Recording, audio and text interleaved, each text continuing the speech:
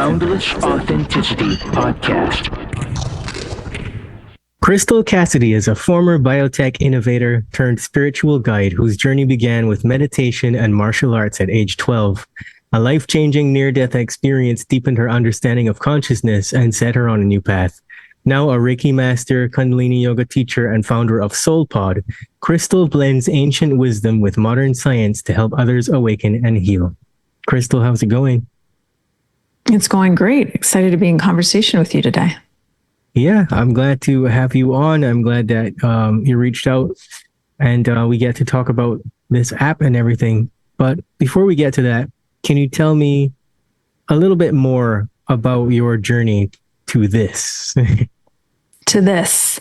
Yeah, really two sides to my coin. The first one being the science side. So I studied biochemistry. I worked in pharmaceutical research and genomic diagnostics, mostly in cancer research and oncology.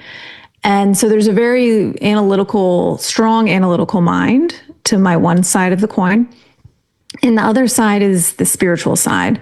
So I got exposed to meditation reluctantly to begin with when I was a kid around the age of 12. I studied martial arts for over a decade and it was my life. And part of that training included an introduction to meditation, like a Zen style meditation.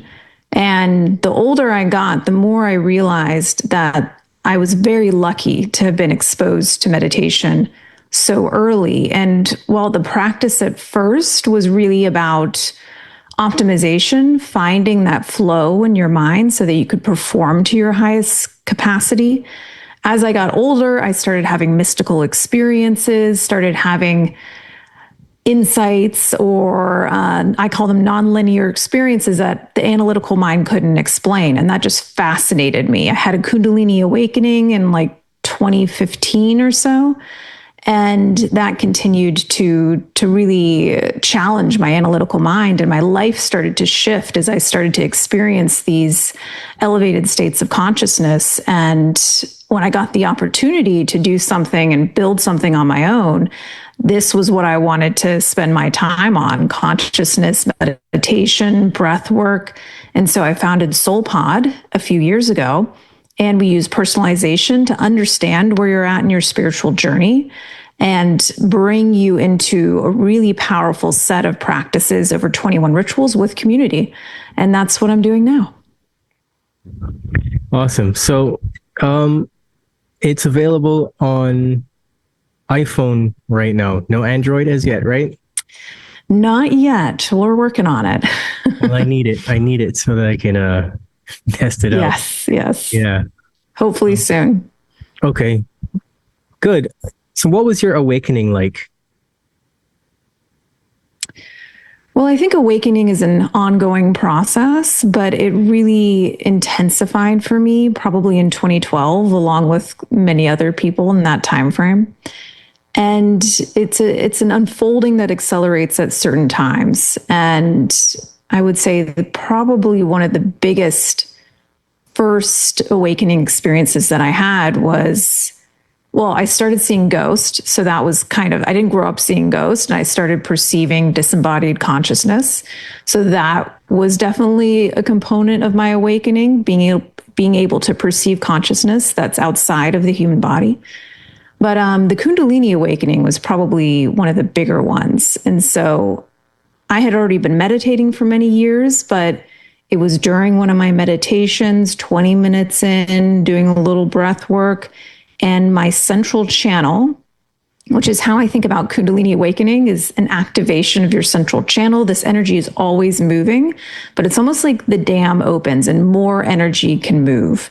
And that was my experience. And I had the experience of oneness, where it's not so much a belief anymore that we're all connected and we're all mirrors of each other, but that transitioned into a knowing, because I experienced directly that oneness.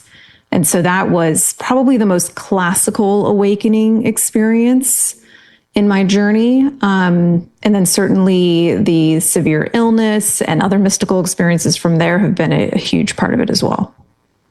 Okay, well, everybody's going to want to know about the near-death experience, so let's do that.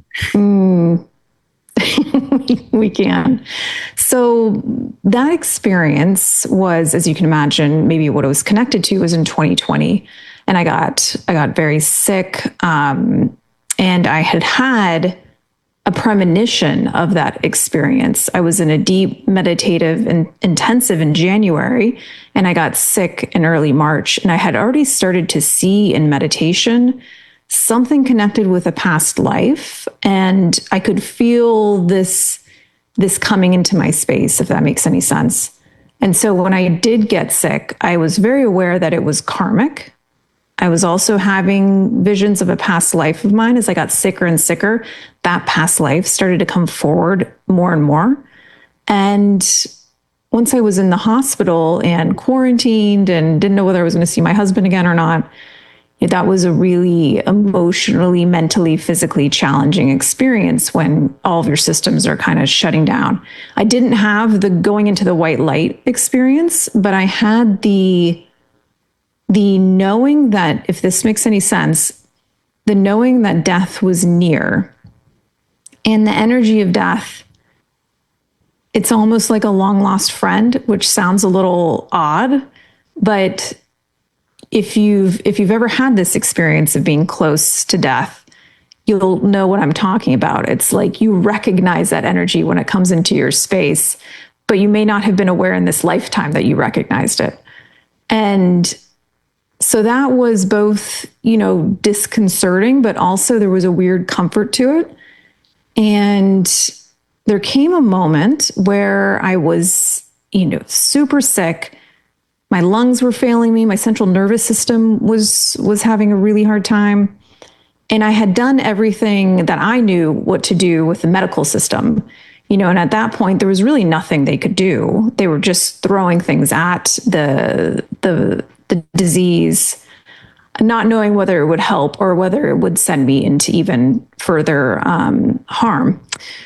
So I had this moment of surrender, which it gave me a new relationship or new understanding to what surrender can really be about. And it all happened in one moment. So I finally let go of the fight. I let go of the analytical mind's need to figure things out and to understand things, and just surrender to the experience. And it's very hard to put words to this, but simultaneously when that happened, something else opened up. It all happened in one moment. And I put out this kind of like request for help and support. And then immediately this energy or entity, or if you want to call it an angel, I think I have an idea of what it was, but it was in my space and it responded immediately to my surrender and request for help. And I could feel each of my energy centers activated, with my first one, the sixth energy center, and my heart space. And I just sat there in this amazing activation, I think is the best word for it. And I knew from that point on that I was going to be okay. And that I also knew that there was a timeline where I had passed. I was very aware of that. There was a choice also being made at that point. And the choice was not so much related to a fear of death and like wanting to stay. It was more related to, I want to complete or fulfill my purpose in this lifetime. And so I became very clear about that through this experience. And there was one other experience where when I was back home and I could finally walk again down the stairs, went out on my fire escape, sat down and had a profound moment of presence looking at the sky, which I hadn't seen in quite a while. And the really trippy thing, and I'm sure your audience would appreciate this or maybe understand it, is in a meditation I had this past year, I astral traveled to that moment. And I realized that the feeling of presence, the feeling of healing that I had in that moment was future me on that fire escape with past me having that experience. And so that really opened my eyes to the power of consciousness across space and time, being like how powerful you are in your own healing, the future you, if you will. And so those are really the two big elements through that severe illness that I experienced as far as awakening. So you're saying that you were faced with a situation like an exit point. You're being given a choice, you think? I think so. Absolutely. I think that's a good way to put it. And I do believe that your soul comes to this life with a few different exit points. And those exit points have certain choices and learnings and wisdom associated with them. And that felt like one for me, definitely. Well, I was glad to hear your experience because I myself have had my own brush with death, and it wasn't Oh, yeah. going to the light and God's like, you have to go back and all this crap that you hear from everybody else.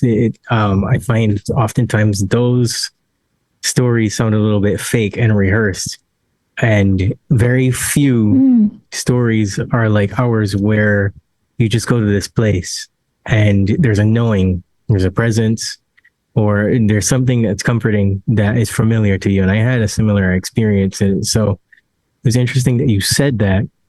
And I'm just very curious about more about what that was like for you, especially in terms of the entity that helped you. What do you think it was? You know, I'm not too afraid to say I don't exactly know, but my inclination was that at the time I was reading Autobiography of a Yogi, and I felt very much Paramahansa Yogananda's energy in my space. And I don't think that it was a coincidence that I was reading his work when all this happened. And it felt like to me, maybe his energy, to be honest. It might have been Yogananda that showed up in response, because he was kind of in my consciousness already, in my mind. Babaji, all these great yogis, these avatars that will respond if you're surrendered enough and open enough and have attuned your consciousness enough to be able to access that plane of consciousness. And again, for me, it was such an example, and this has happened a few times in my journey, of the divine will meet you more than halfway. If you just take that first step, it's amazing how much can respond to you and how quickly. So that's my feeling. Okay. Well, and it could be a valid feeling. It could have been his energy. It could have been a benevolent spirit using something familiar to you. Yeah, Comfortable. absolutely. Yeah, I've had a lot of connection with blue beings. I call them blue beings in my energy. So I wouldn't be too surprised if that was also a possibility. Really? That's interesting.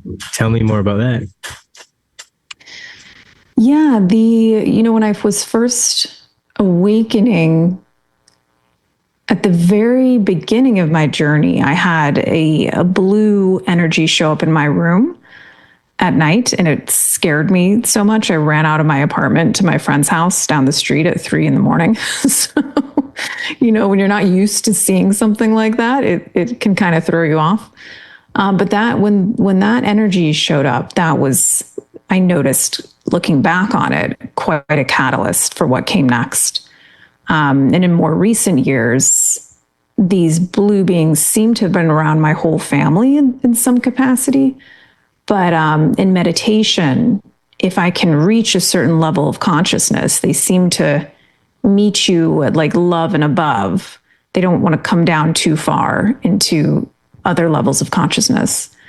They've been very active, and I think that they are highly evolved extraterrestrial beings that are not bound by the physical anymore, is from what I've learned so far. And they're extremely benevolent and are capable of, I've had healings, I've had all kinds of amazing insights. They seem, even in the last few months, to be honest with you, have been more and more in contact. And so it's continues to be very interesting to me. Interesting. So what would you say is your true north? What inspires you and keeps you going? My true north, I think for me, I've been so privileged, lucky, in my life.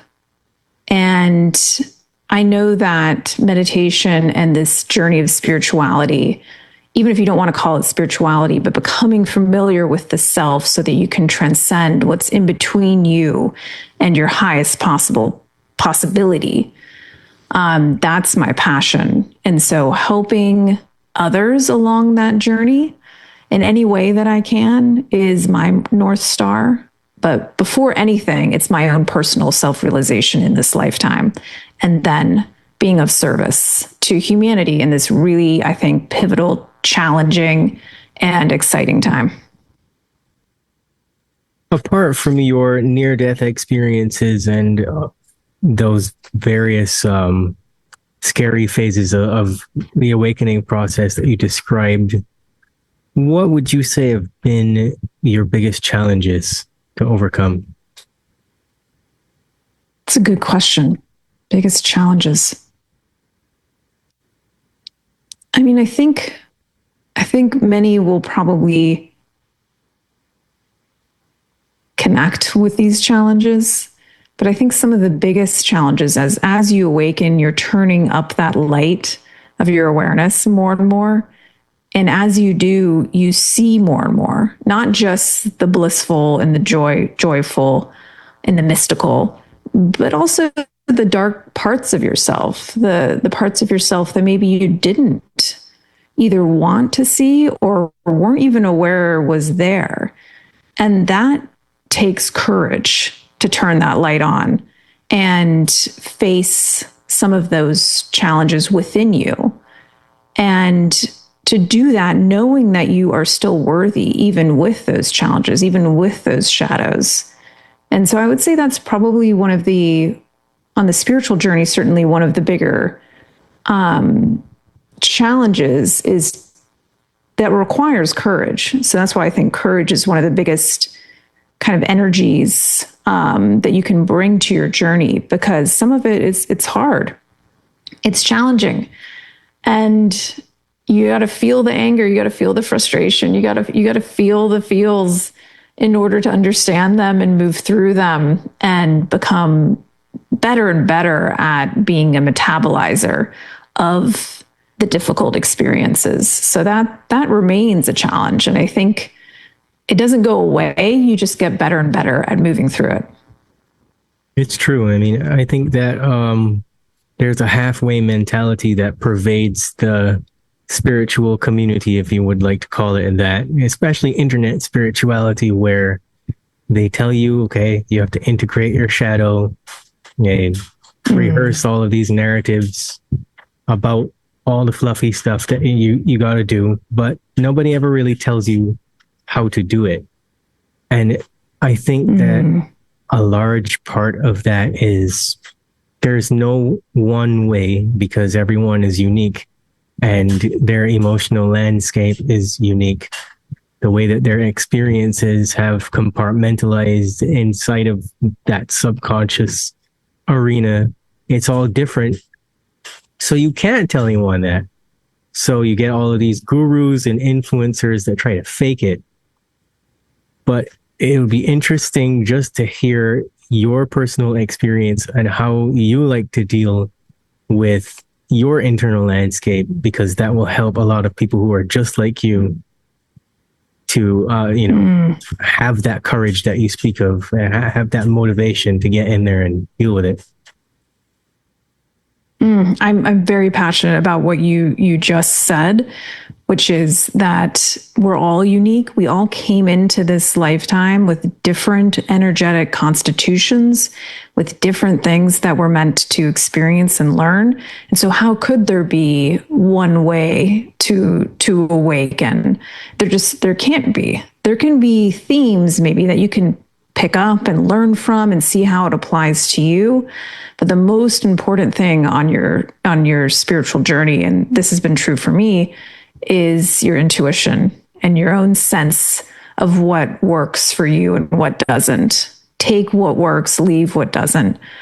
So I totally agree with you on that. For me personally, what's been so helpful is I think the right books will come to you at the right times. So I pay pretty close attention to when somebody recommends a book. I've had a few books, A New Earth by Eckhart Tolle, Seed of the Soul by Gary Zukav, Surrender Experiment, Autobiography of a Yogi. Like these were Many Lives, Many Masters. Just throw out a few there for everybody. So these are books or portals. And I'm sure that there's many more out there, but start to kind of pay attention to what comes across your path and what messages you resonate with. For me, meditation has been the cornerstone of my spiritual life. And yes, it's hard. It's hard at the beginning, just like going to the gym is hard at the beginning. It takes determination and a really powerful connection with your why in order for you to continue to build the meditative habit. But it's so worth it because once you can do that, you can meditate anywhere. And meditation becomes less and less of like a thing you do and more a way of being. It's an increased state of awareness that you can bring to everyday experiences. And so meditation for me is the biggest practice. Breath work is a big practice. I think breath work can really help walk you into the meditative experience and help rewire your nervous system. When I was healing from being severely ill, breath work was a big part of rebuilding my system from the ground up. When you say breath work, what specifically do you mean? Also a very good question because there's lots of breath work. I think I kind of put it in roughly two buckets. One being yogic breath work. So this can be, and it's not necessarily like breath work. I don't know if I love that term because it's, breath work can be very activating and that's more like mystical or psychedelic breath work. It's a 3-part breath that's very intense. You're laying down usually for it. And you can walk into nonlinear experiences through that very intensive breath work. And then there's this yogic breath work, which is like the triangle breath, where you start with a count of 5 for each leg of your triangle, and you work up over weeks or months to extending the legs of those triangles to the count of 20, if you can get there. So these breaths that seem very simple on the outside, but when you work with them are incredibly deep and complex, and they help you really understand the breath and absolutely transform your practice and your consciousness through them. So that's kind of how I think of breath work in 2 different buckets. That's fair. I say that because I have so many clients that they're like, oh, well, I'm going to do some breath work. And I'm like, hold on, stop. No, don't do that. Don't do the breath work. Don't follow what the person on the internet is telling you to do, because it's clearly not working for you because A, you're here in my office, and B, you are a nervous wreck. So something's going wrong there. You're breathing all day anyways. So what is missing? And I usually try to get them to tell me what's missing, what they think they're doing that could be misleading. What do they think they're doing that they're not doing right? Anything like that. And honestly, I think maybe you and I are in a similar position in terms of where we're at with harnessing presence, just that prolonging of the meditative state. You know what I'm saying? It's a very serene thing. I can tell, like, for those who will see the video version of this podcast, they will see you and they will be like, this person is very calm, like scary calm right now. Like the kind of quiet that intimidates a lot of people who don't know. And it's like they say, if you know, you know, and if you don't, you're screwed. But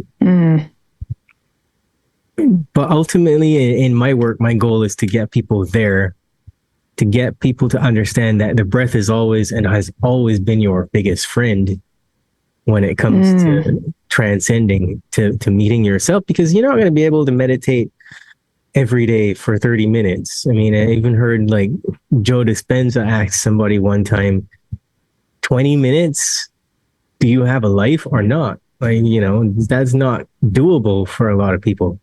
You have to be able to do what you need to do in a short space of time. So, if there are any meditation tips or any breath work tips that you could give, that would help a lot of people. Obviously, besides using the SoulPod app. Yeah, check out SoulPod. I would say, when I was starting out, especially, I wish I had known that meditation is not necessarily about calming the mind. And that's something you hear a lot.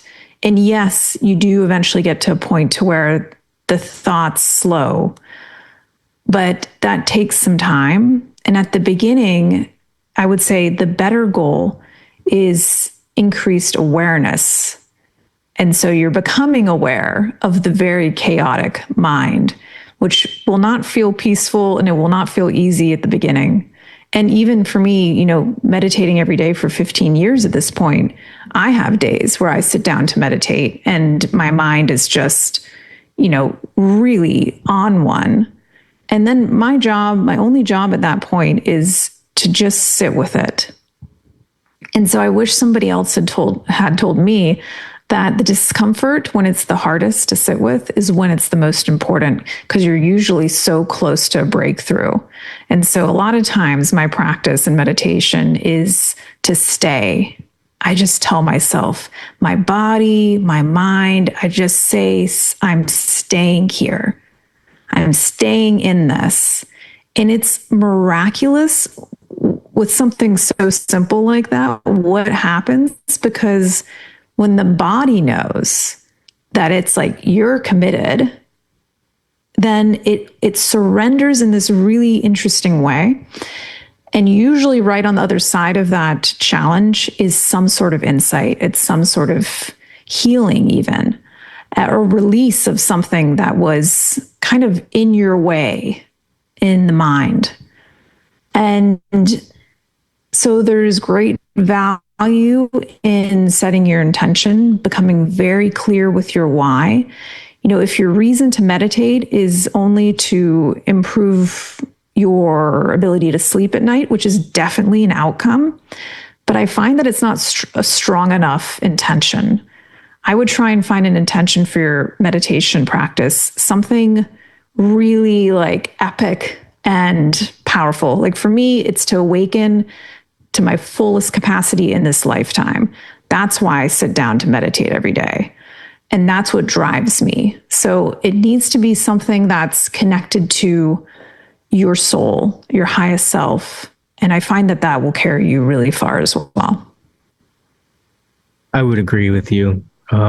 This is the Boundless Authenticity podcast. And a big part of the reason for that name is, for me, the journey of harnessing your spiritual attributes is about striving for deeper authenticity every single day. Does that make sense to you? So I feel like absolutely. Yeah. I feel like that's a big part of what the whole breathwork thing and the meditation thing is about.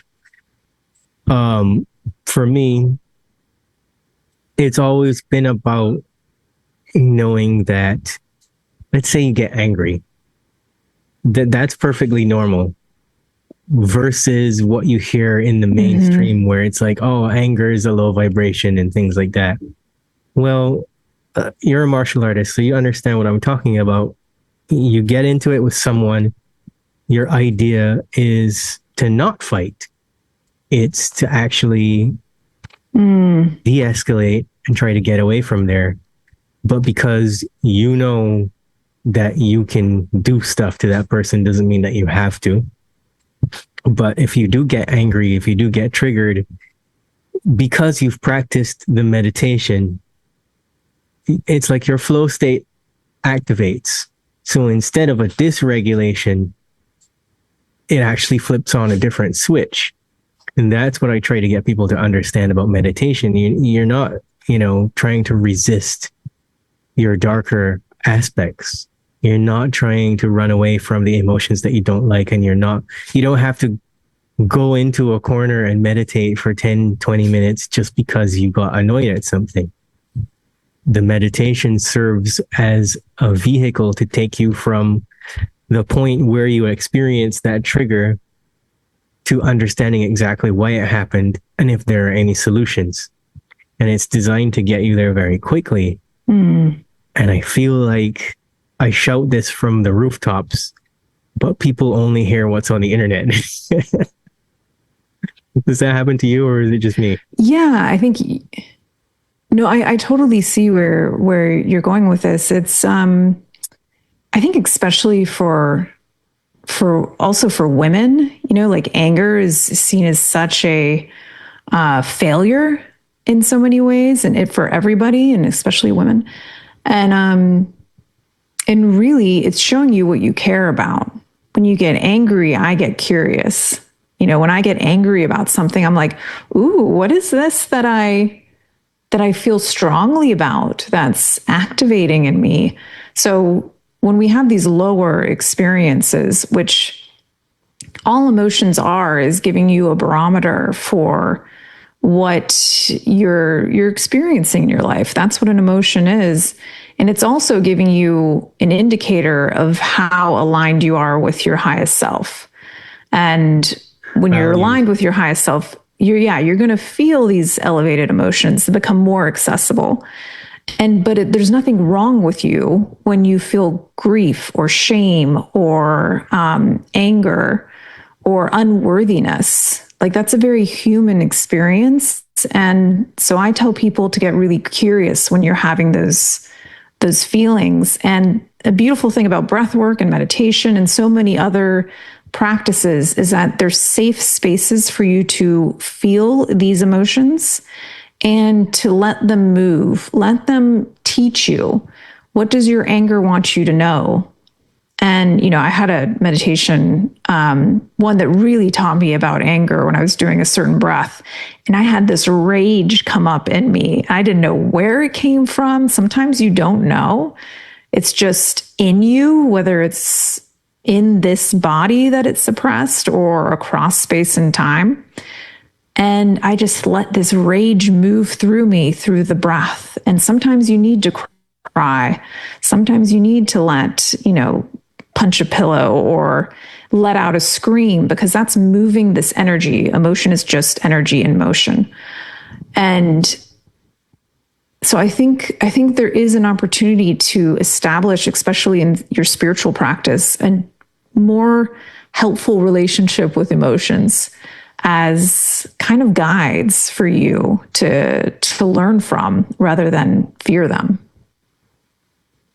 I see what you're saying. So can you tell me about some of the science that you use to design your app? Yeah, so I love structure. So I come from the science space. So I really like understanding things and trying to put them into some sort of structure that's helpful. And that's really what SoulPod is a structure I wish I had, 15 years ago. And so we ask you a series of questions at the beginning. And these questions may look playful. They may look not as scientific maybe as other places, but they're very intentional. And they're designed to not just understand if you're having a hard time sleeping or you have anxiety. We're more interested in what's your relationship to ambition? What's your relationship to your intuition? What's your relationship to how you're expressing yourself in this lifetime? And so through that process, we get to know where you're at in your spiritual development. Again, there is no like right or wrong here. There's just kind of guidance that could help in the space that you're currently in. And so we pull together 21 rituals. So they're meant to be done within a month time period. And they're breath work, meditation, contemplation, and in some cases, mantra or affirmations. And for me, I found that it's a very potent combination that tends to really activate the spiritual journey. So I like to think of it as like pushing the accelerator a little bit on your spiritual journey. It's an immersive experience. And then the other element that we found to be really important is community. I don't know about you, but when I was awakening, it could be lonely. You would have these experiences in meditation or whatever practices and not really have a ton of places to integrate and talk about them. And so that's why we pair you with a small group of people who are also maybe on a similar journey as to you, and you can be really powerful mirrors for each other. And then as far as like the science, I'm pretty passionate about you understanding why we're doing certain practices, like certain breaths, what's going on in the body, what's going on in your nervous system, your cardiovascular system, your brain. And so we go pretty deep on the science side as well, so that you really understand why you're doing what you're doing, which can give you additional permission and belief that what you're doing is real and important and powerful. That's really great that you said that. The idea about giving the user why they're doing it. I think a lot of stuff is done mindlessly, and that's one reason why people don't get the right results, or they start and they stop, or they do things that sabotage themselves because they have no idea what it's actually doing in the body and what they're supposed to get out of it. They think they're supposed to be getting someone else's results. Absolutely. Right? Yeah. So Crystal, absolutely. What is one positive wish that you have for the world?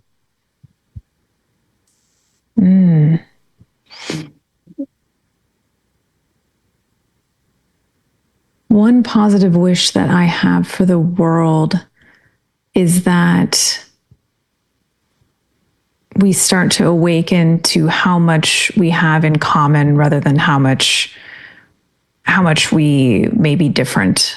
I hope that we start to awaken to how connected we all are, how connected our planet is to us, and start to really activate the inner technology that we all have access to start to bring that inner technology online.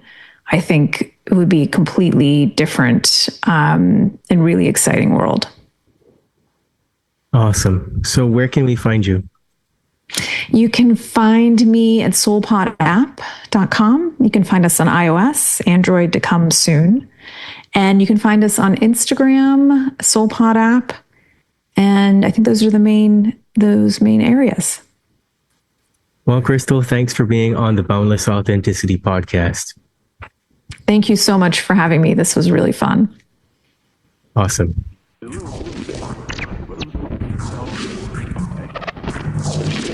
You're listening to the Boundless Authenticity podcast, where we discuss everything related to the evolution of human consciousness.